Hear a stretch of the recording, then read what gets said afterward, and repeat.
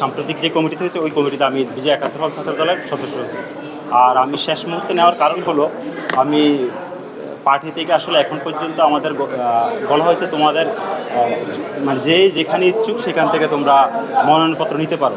ওই জায়গা থেকে আমি নিজেকে মুক্তিযুদ্ধ ও গণতান্ত্রিক আন্দোলন বিষয়ক সম্পাদকে একজন উপযুক্ত প্রার্থী হিসাবে বিবেচনায় রাখি। এই কারণে আজকে আমি সর্বশেষ মুহূর্তে এসে মুক্তিযুদ্ধ গবেষণা সম্পাদক পদে আমি আমার মনোনয়নপত্র এখান থেকে উত্তোলন করলাম।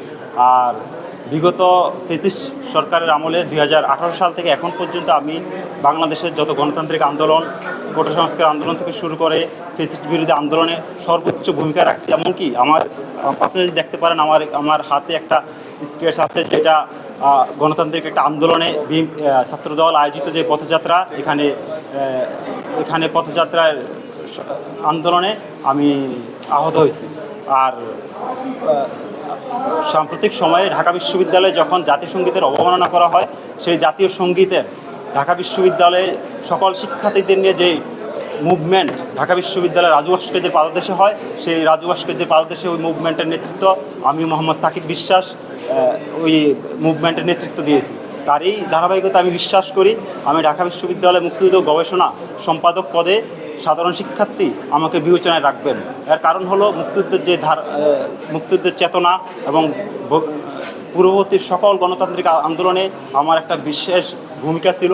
এমনকি কোটা সংস্কার আন্দোলনে আমাকে আমার বাড়িতে পুলিশি আক্রমণ, এমনকি পুলিশি আক্রমণ থেকে শুরু করে আমার ফ্যামিলিকে বিভিন্নভাবে টর্চার করা হয় আমি যখন ঢাকাতে আন্দোলন করি। আরেকটা হলো আমি 2019 সাল পরবর্তী যখন ঢাকা বিশ্ববিদ্যালয়ে বিজয় একাত্তর হলে অবস্থান করছিলাম, এমনকি যখন সাধারণ শিক্ষার্থীদের বিভিন্ন আন্দোলনে আমি অংশগ্রহণ করি, ঠিক তখনই বিজয় একাত্তর হল ছাত্রলীগের তৎকালীন সাধারণ সম্পাদক আমাকে এক কাপড়ে হল থেকে বের করে দিতে বাধ্য হয়। কারণ হলো আমি বাংলাদেশ জাতীয়তাবাদী ছাত্র দলের একজন সক্রিয় কর্মী।